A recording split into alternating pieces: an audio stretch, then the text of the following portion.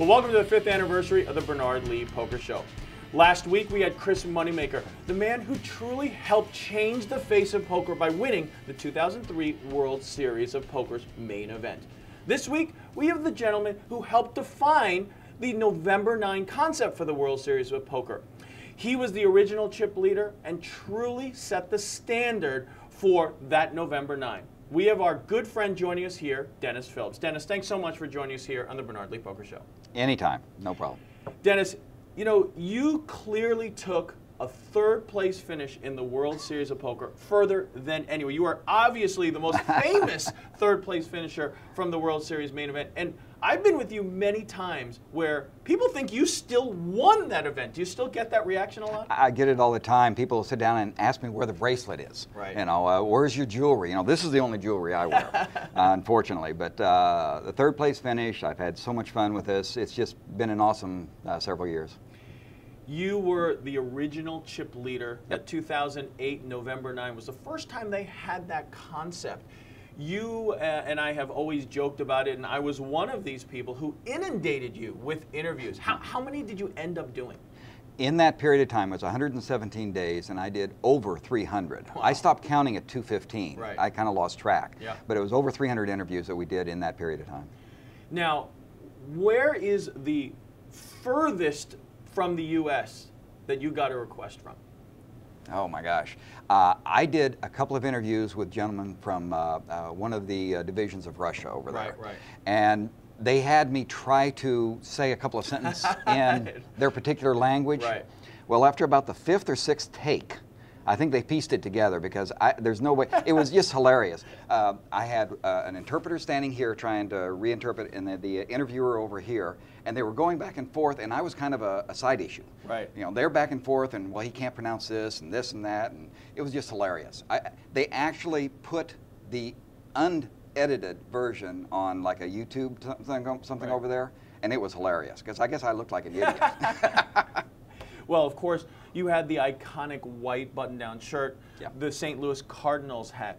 The original ones, the ones that you wore at the World Series, where are they? I'm sure they're in safekeeping. Absolutely. I've got a couple of those that are autographed by a lot of friends of mine. The hat itself was done by a number of poker pros. I went around there during the whole 6 or 7 Right. days and got everybody you can imagine to sign it. They were all gracious. They didn't know me, and they signed it.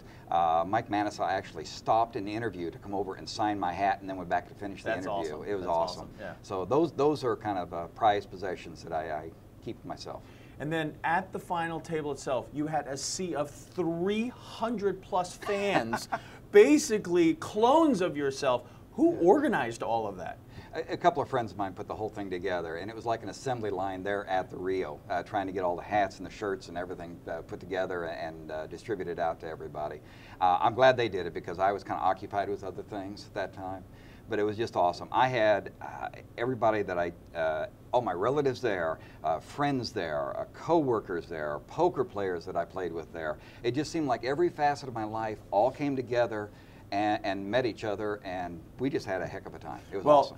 Amazing commercial accountant manager in St. Louis for Broadway trucking, and now an icon in poker. When we come back, we're going to talk to Dennis Phillips about that magical run in the 2008 World Series main event. When we come back here on the 5th anniversary special of the Bernard Lee Poker Show.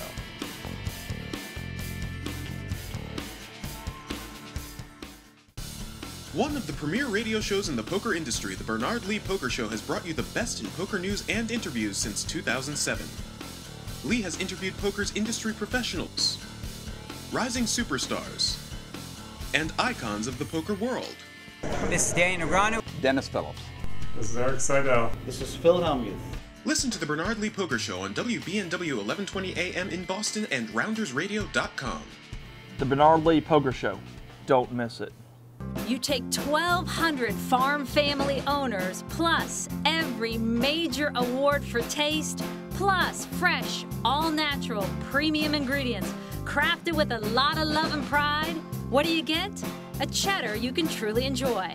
For parties, favorite recipes, or you're just hungry. Cabot cheddar from Vermont, voted best cheddar on the planet, time and time again. Hi, I'm Bernard Lee alongside Andy Kaplan, the host of the Eastern Poker Tour's Tournament of Champions. Do you enjoy playing Texas Hold'em? How about hanging out with your friends, having a couple drinks? Do you want to improve your game? How about being on TV? Well, either way, visit EasternPokerTour.com for a venue closest to you. They award over $500,000 worth of prizes every year. Visit EasternPokerTour.com today. All good? 1, 2, 3, 4, 5. Away we go. Something like that. Up, Go up Cardinals. and away. Yay Blues. Yes, perfect. Well, we're back here with the 2008 third place finisher at the World Series of Poker main event, Dennis Phillips. Dennis, let's talk about the 2008 World Series main event run. But before we do that, how did you get into poker? Because you're not the typical person in today's world, online poker, young superstar coming to the live felt. You really started out playing live in your hometown of St. Louis, right?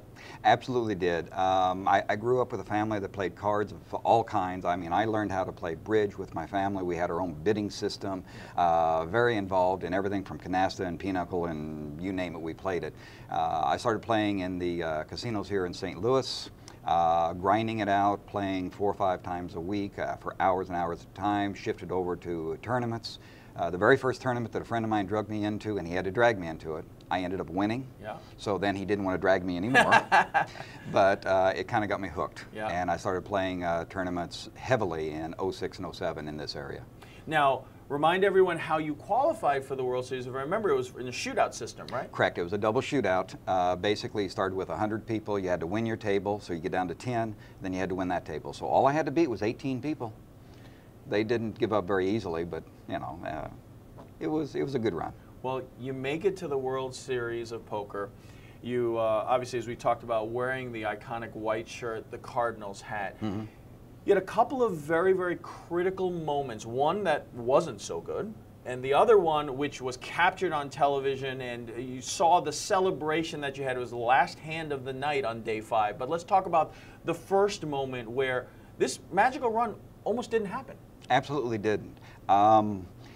We're in day 3, getting fairly deep into it, and I lost about 80% of my chips on one hand. Wow. On the turn, I had a double gutter for a straight and the nut flush draw. I had 15 outs minimum if this guy actually had a hand. Unfortunately, he did, and I didn't at the end. The river was a total blank. I'm down to starting chips. They bust the table, so I get up with this little bitty pile of chips. Right. Go walking over to a brand new table with 9 people I've never seen before. I sat them down and said, "Guys, we're going to play some poker." Right, right. So you're ridiculously short stacked. Oh, Probably horrible. about what? You're starting 30,000 chips at day 3, maybe 1,000, 2,000, or whatever. Yeah, I mean, I had more than 10 big blinds, but not right, much. Right, right. So you sit down. You're about to play poker. How'd it go right from there? And how did that run happen? In the first round around the table, the first 10 hands, I was all in 4 times. All right. The first 3 times I didn't get called. The 4th time I had pocket queens, and somebody says, "I'm calling you this time." And I went, "Cool." Great. So by the end of that first round, with the antes and blinds I picked up, plus the double up that I did, I was up to almost 60,000. Long story short, within 2 levels, I was over 300,000. And I never looked back. Obviously, timing is everything in poker. Absolutely. But let's talk about day 5, where another phenomenal hand, and again, it's all about timing. You're up against Mark Voss. Correct. And he, at that time, was really on a roll in the world of poker. They're following him, and he has a really, really big stack along with you. And it was captured on camera. A lot of his discussion was he really believed that because you're an amateur that you would fold the hand, but of course it's tough to fold aces at the end of day 5. A little bit, yeah. So talk a little bit about that in your own words. Well, you're right. It's the very, very last hand of the day. So it's 2 o'clock in the morning. We've been playing for 14 hours. He had moved over to our table about 2 levels previous to that with 2.7 million. One of the chip leaders had slowly dwindled down, and I had slowly come up. I took some chips from him. Another person from the table took some. Lisa Parsons was at the table, and she took some chips from him. So he's down to about 1.5, 1.4, somewhere in that range, and I actually have him covered at this particular time. He's what I call a mini tilt. Very, very good player. Right. Don't want to in any way talk bad about him, but he's on a little bit of a mini tilt. He came over here. He's lost 40% of his chips. The day's about to end. He's had a horrible day, then, in his opinion. Last hand of the day, he makes a raise. I look down at pocket aces. Well, I figure, well, I'm not going to get paid off with this, but right. I put another raise in there. He comes back again. Things are going off. Could right. it be that aces versus kings, that hand that everybody wants to have the aces on and everything like that? So I thought and thought and thought, and I picked up a stack of the greens, the 25,000 ones, about 400,000 worth, in fact, and took them and just threw them into the pot. Right. Trying to put every weak tail I can, right, where right. you know, you splash the pot and you make a flamboyant gesture, you do this and that, and you know, please, please fold, right, fold, right. right? That's what I'm trying to tell him. He does exactly what you want him to do. Right. He shoves. I beat him into the pot. Yeah, yeah, absolutely. He has ace king. I have the aces. He does get a gut shot, but it blanks on the river, and I double up. That really is the moment where it propels you into among the chip lead now. Yes. And the momentum was incredible as you went to that final table. You obviously ended as the chip leader. November 9 happens, you have about a 4-month delay. Looking back in retrospect, you know, would you have rather, this isn't a statement about the November 9, it's more of, would you have rather just, you know what, let's take half a day off or whatever and just keep playing because of that momentum? So in other words, did the November 9 kind of hurt you, being that it happened that year? Well, we'll never know. Right. So there's two schools of thought here. Did I have the momentum? Did I have control of the table? Yes, there's no doubt about it. Was I the one likely to win the bracelet had we continued playing? I think so. In my mind, I had all the confidence in the world, and I was ready to play, and they had to drag me away from that seat. But looking at it the other way, it gave me 117 days to develop my brand, to travel around the world, to do the 300 interviews, and it did something even more. It gave me a chance to bring all aspects of my life out there, put them together, something that I'd never done. I have memories of that November 9 that I'll take to my grave. Right. So, my choice. Winning it in July or finishing third in November with these memories and everything else, and as you said, people actually mistake me now for the person that won it. Right. I'll take third place. Well, absolutely. I think that we also state that who says that had they played it right away that you Oh, would have who won knows? anything, you could have finished third too. And like you said, that brand building is so key in the world of poker. People, you are the winner. People don't realize that Peter Eastgate actually won sometimes. When we come back, we're going to talk more with Dennis Phillips, talking about his career and talking about all the other things he does in his life when we return here on the 5th anniversary special of the Bernard Lee Poker Show. I want my HPT. I want my HPT. I want my HPT now. I want my HPT. I want my HPT. I want my HPT. I want my HPT. I want my HPT. I want my HPT. I want my HPT. Enter your zip code at hptpoker.com to find out where you can see the HPT all across America 52 weeks a year. One of the premier radio shows in the poker industry, the Bernard Lee Poker Show has brought you the best in poker news and interviews since 2007. Lee has interviewed poker's industry professionals, rising superstars, and icons of the poker world. This is Danny Negrano. Dennis Phillips. This is Eric Seidel. This is Phil Hellmuth. Listen to the Bernard Lee Poker Show on WBNW 1120 AM in Boston and RoundersRadio.com. The Bernard Lee Poker Show. Don't miss it. Card Player is the world's most widely distributed poker publication, with an industry-leading magazine and website bringing poker fans insight into their favorite game with player profiles, tournament coverage, and in-depth analysis of the gaming industry. From the World Series of Poker to high-stakes cash games, Card Player is bringing you the scoop on everything you need to know about the poker world. You can get a subscription to our print magazine, download our app for the iPad or iPhone, or purchase a digital subscription. For more information, check us out on cardplayer.com.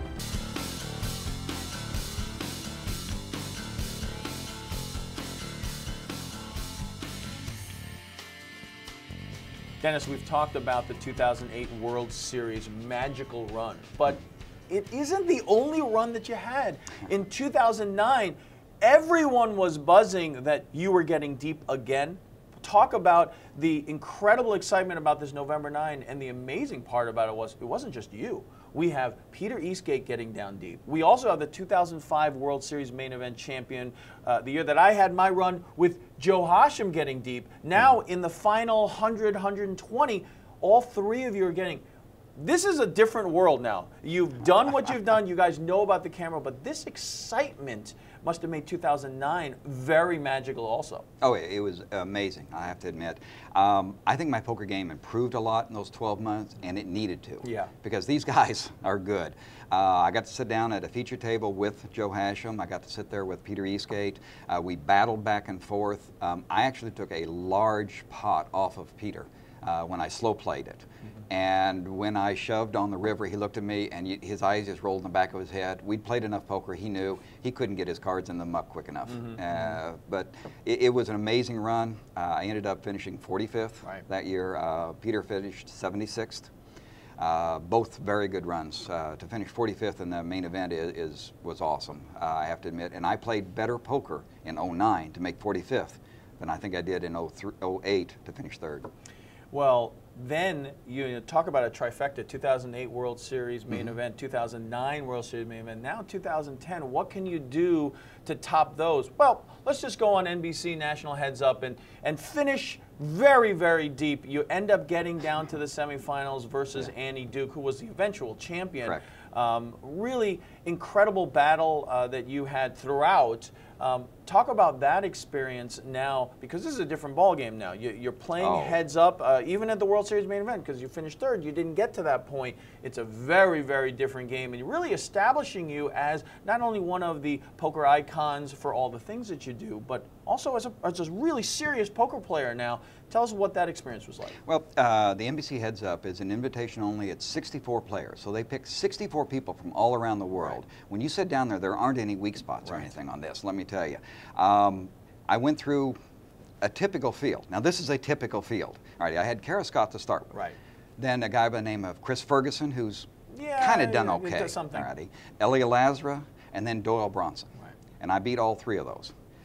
Then I was matched up with Annie Duke. There's 4 of us left, and we went back and forth, and I have to give her credit. I put a bluff out there, and she called me with a jack high. Incredible. Really It was a heck of a call. Yeah, if you haven't seen it, this is is something that you got to see on YouTube. You got to go check that out. Incredible call. The amazing thing that I remember seeing is you say "good call," and then she flips over her hand. You went, "Wow!"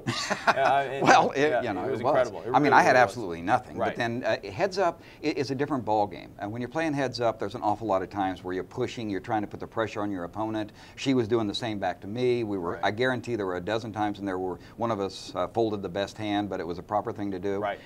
I didn't think she could make that call. Right. She made a heck of a call. Jack high, she called me, she took the pot down, and she earned it. Well, you've also had a couple of moments in your career that amazing, and this isn't being overly dramatic, that have been life-threatening, one for you and one for someone you were playing against. Let's talk about first in 2009, and chronologically, you make your incredible run, you end up in 45th, but you end up actually saving someone's life. Talk a little bit about that as he came back to you in 2010 to tell you the story. He met me in the hallway in 2010. It was a gentleman by the name of Steve Sanders. And he shook my hand and said, I don't know if you remember me or not. And I did, because we had one of those iconic hands. Right, and to remind everyone, you had queens, he had aces. You end up catching a flush on the river. Yeah, I ended up shoving after three clubs came on the flop, but one of them was the ace of clubs. Right. So he had a set of aces. Right. He made the proper call, and I will give him credit. He took a while to do that, but then he said, there's no way I can lay this down, and he called my all in, and a jack of clubs came on the river, which gave me the flush. But what I didn't know at the time was my read on him was totally wrong. I like reading the opponents. He's over there, he's nervous, he's standing up, he's bending down, he's doing all sorts of things. I thought he didn't have anything. I can shove here and take this pot down. Right. He turned over aces, and I just totally was flabbergasted. My gosh, I just totally misread this guy. Right. I didn't. What it was, he left the table there, went straight to the emergency room. He had an aortic aneurysm that was about to bust. They said that if it had popped, he would be dead in 30 seconds. Right. that they put him immediately under the surgery, saved his life. Had he won that hand, in all likelihood, he would not have survived the tournament.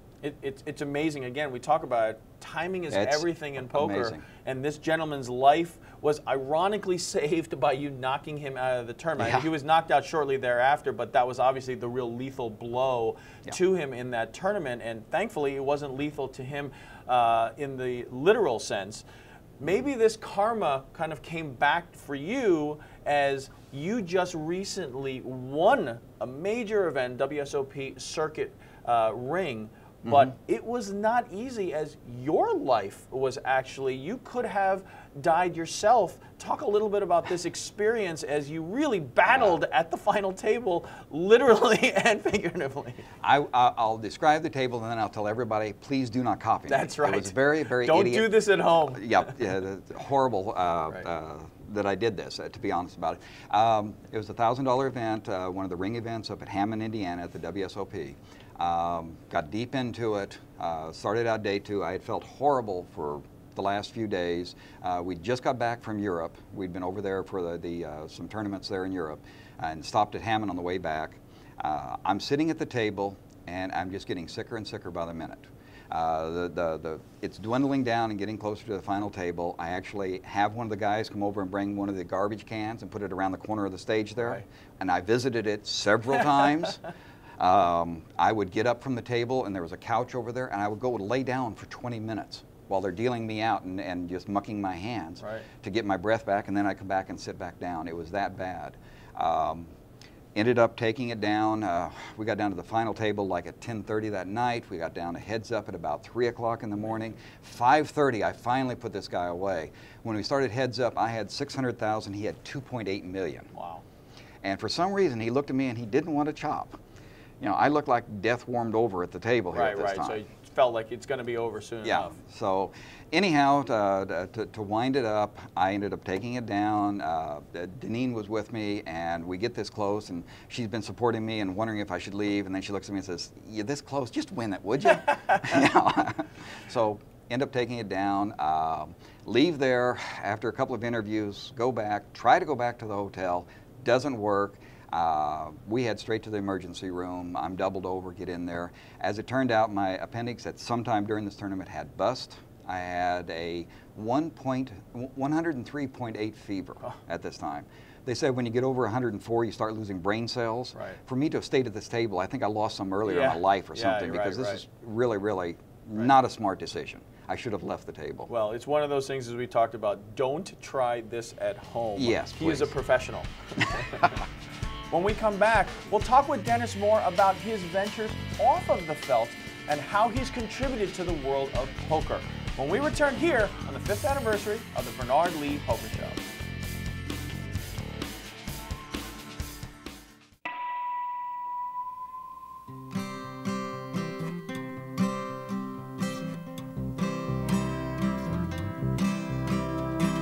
Around this park, it's all the same. They know you start because they know your name, and everybody carries torches, flame for a secret level, never obtaining. Idolize about lives they read or pray, their gods they don't catch disease. Well, I never seen them on their knees crying mercy, mercy, mercy, please. Card Player is the world's most widely distributed poker publication, with an industry-leading magazine and website bringing poker fans insight into their favorite game with player profiles, tournament coverage, and in-depth analysis of the gaming industry. From the World Series of Poker to high-stakes cash games, Card Player is bringing you the scoop on everything you need to know about the poker world.